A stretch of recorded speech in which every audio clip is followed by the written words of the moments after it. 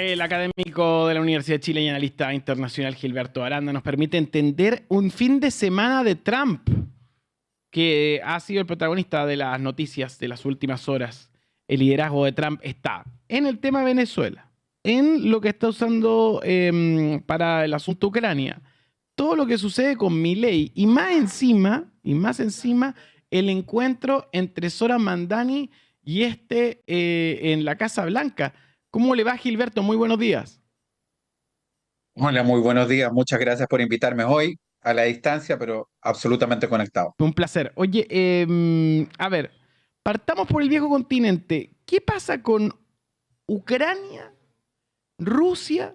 ¿Por qué Ucrania está destratado en esta conversación?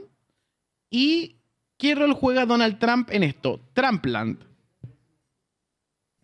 Sí, la verdad es que yo tengo la impresión que es muy difícil encontrar un fin de semana o una semana donde él no tenga algún protagonismo. Ha cultivado el don de la ubicuidad, está en todas partes, o a través, por supuesto, de sus distintos asesores y miembros del gabinete más directo. En este caso, el papel de Rubio, tanto en la crisis Ucrania-Rusia o en la guerra Ucrania-Rusia, en las tratativas de negociación, como también en la crisis del Caribe respecto a Venezuela, es bien importante. Yo creo que también hay que atender a Marco Rubio, el secretario de Estado. Desde ya decir que, bueno, hasta ayer la información que teníamos es que había un plan de 28 puntos para, de alguna manera, llegar al fin de la guerra entre Rusia y Ucrania después de casi 4 años. Esto, por supuesto, hizo que en una manera incómoda Zelensky dijera que de alguna manera el plan significaba perder la dignidad nacional para Ucrania y recibió un epíteto algo así como desagradecido por parte de Trump. Sin embargo, ayer en Ginebra hubo un acercamiento entre Estados Unidos y Ucrania para tratar de destrabar ese plan y acercar posiciones con Ucrania, con el enviado de Ucrania.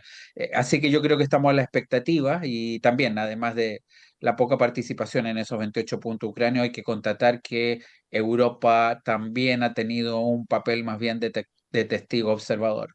Entonces, de alguna manera, un Zelensky que era protagonista ahora se encuentra bajo el manto de el desprecio. O sea, yo vi que una de las cosas que se querían para generar este estado de paz era que Ucrania reconociese a Rusia como o el ruso como el idioma oficial. O sea, hay un montón de pérdidas que hace Ucrania en medio de esta dinámica de acuerdos que la verdad representan un fracaso para Zelensky y su gente.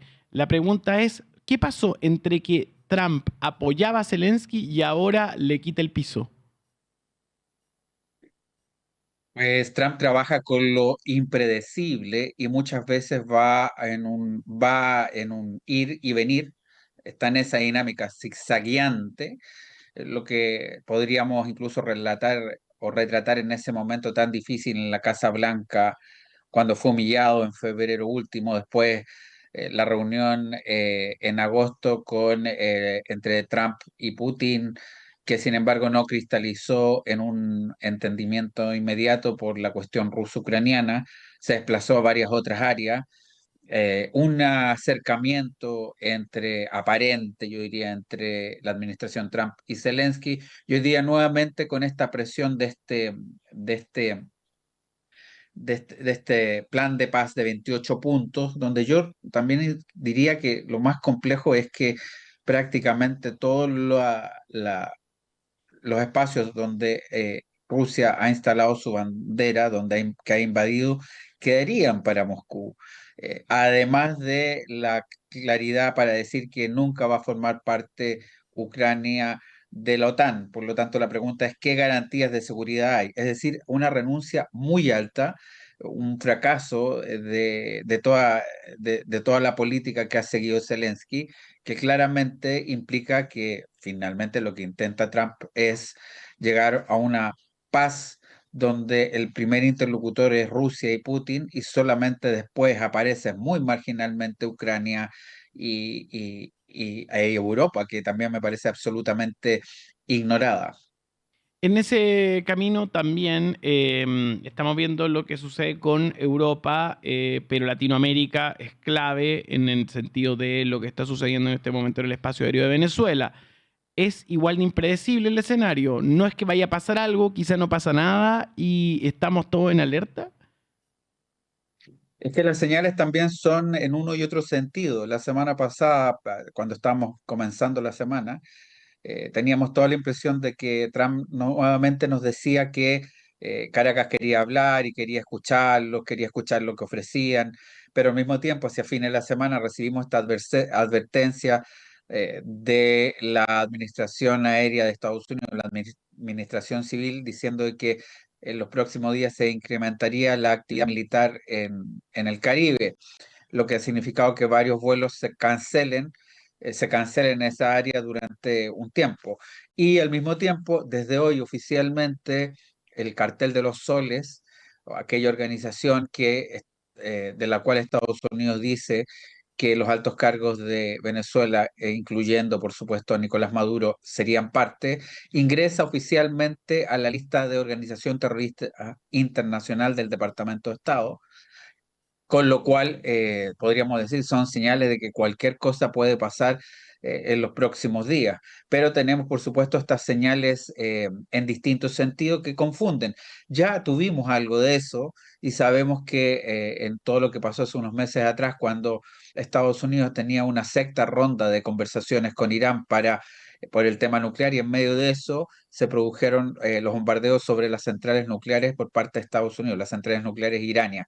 Entonces, acá lo impredecible es parte del modus operandi de la administración Trump, que envía señales en uno y otro sentido, pero que se atañe a un guión ya preestablecido. En ese camino hoy Nicolás Maduro está más débil que antes. Nicolás Maduro está más débil respecto a la posición de fuerza que logró concretar luego del fraude electoral de julio del año pasado, donde después de algunas protestas, algunos brotes de protesta potentes, pero muy acotados temporalmente, había logrado consolidar su posición dictatorial al mando de Venezuela. Hoy día parece entre confundido y tratando de bajar la sensación de riesgo y mandando estos mensajes respecto a la paz, al tiempo que recibe, hay que decirlo, algún tipo de apoyo por parte de Rusia y China, apoyo diplomático, desde luego, no me estoy refiriendo a otro tipo. Por lo tanto, se ve más débil, pero también hay que decir que acá estamos en un tema de tiempo. Si Estados Unidos, aun cuando vaya subiendo la tensión, permanece en esta dinámica durante mucho tiempo, pierde credibilidad. Y en ese sentido, inversamente proporcional, se va fortaleciendo también Maduro. Así que también aquí hay una cuestión de tiempo y me parece que ya sea el camino de las negociaciones o de un ataque focalizado, tendría que aparecer en los próximos días, en los próximos días o semanas a lo sumo. Sobre eso mismo, seguimos con el Trump protagonista. Ya vimos lo que sucede con el Trump en Ucrania, el Trump de Venezuela. Venimos más cerca, Argentina. Hay quienes acusan intervención, incluso de fraude electoral, porque Estados Unidos prometió un préstamo de 20.000 millones de dólares a Argentina y se están corriendo. Eh, Sí. porque esa es la noticia. Sí, hay swap, que eran 20.000, pero habían 20.000 más que era un préstamo que habría conseguido Milei que finalmente se cae. ¿Qué consecuencias puede tener para Trump desconocer esta promesa para favorecer a Milei en las elecciones? ¿Habrá sido Estados Unidos profundo que dijo no le presten plata a otro país cuando tenemos problemas nosotros? ¿Qué sucede con Milei? Bueno, desde luego ser muy claro respecto a que fraude no hubo, el electoral, las No, no, elecciones pero pues la las gente se puede ganó sentir en ahí la parte. estafada. Sí, claro, por lo tanto lo que podríamos decir es que hubo una maniobra de intervención electoral, la diplomacia del dólar se llamaba antes. Cuando no sonaban los tambores de guerra, muchas veces de la época del presidente William Howard Taft, a principios del siglo XX, impuso este estilo donde eh, la facilidad para conseguir dólares o préstamos o ayuda financiera de Estados Unidos iba marcando el rumbo de las políticas en América Latina. Esta diplomacia del dólar fue de alguna manera también actualizada por Trump cuando ofrece rescatar, claro, no digo un rescate completo, pero sí ofrece apoyo financiero a la Argentina de Milei precisamente en una tesitura electoral, que eso puede haber, por supuesto, haber alterado el curso del resultado, pero eso pues no lo sabemos. Entonces, lo que podemos decir que sí hubo una maniobra de Estados Unidos, donde Estados Unidos lo que se comprometió el Tesoro de Estados Unidos es a entregar, a aportar una cifra con la cual Argentina iba a poder pagar el crédito que solicitó al Fondo Monetario Internacional, no queda impago.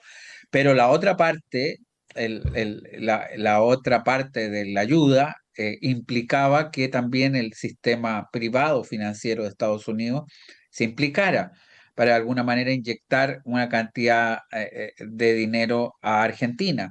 Y lo que ocurre es que la banca de Estados Unidos solamente autorizó algo así como un cuarto de lo que esperaba Argentina, con lo cual, por una parte, paga la deuda al Fondo Monetario Internacional, pero se queda corto para una serie de políticas que esperaba implementar y de alguna manera se queda corto para echar a andar este programa económico de Javier Milei, del presidente Milei, que sin duda nos ha mostrado que si bien va reduciendo la dependencia de organismos financieros internacionales, en cambio incrementa la dependencia de Estados Unidos. Oye, Gilberto, y para ir redondeando sobre el Trump verso, se juntó Zoran Mandani con Donald Trump y tuvieron un diálogo muy gracioso, eh, digámoslo con todas sus letras. Hay video para poder observar, en el cual le preguntan, claro, qué opina de que haya dicho que era un fascista y le dice, da lo mismo, le dice. No, es muy, le dice, dile nomás que sí lo soy. Como a Trump no le importa que le digan fascista. Veamos lo que declaró. Clarify your answer to Stephen Nelson.